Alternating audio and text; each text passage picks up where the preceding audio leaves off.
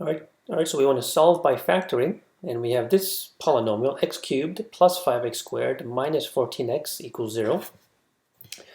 All right, so first thing we notice is there's three terms here, okay?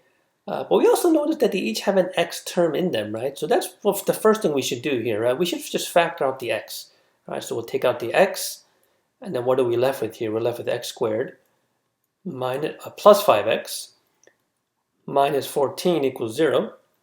And here we have an x squared equation, right? This is a quadratic equation. So in a quadratic equation, we can solve by factoring.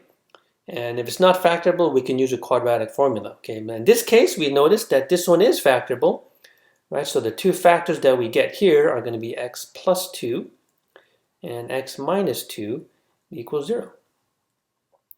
Right, so this is good, right? Because we have these three factors multiplied all together to equal 0. So now we can use the zero factor property. We just set each factor equal to 0.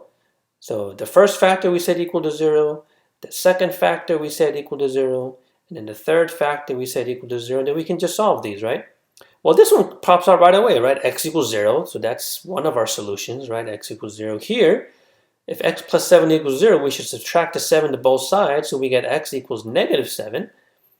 And for the last one here, if x minus 2 is equal to 0, we should add 2 to both sides. And what do we end up with? X equals positive 2. So these three values of x then, right? These are our three solutions to x cubed plus 5x squared minus 14x equals 0.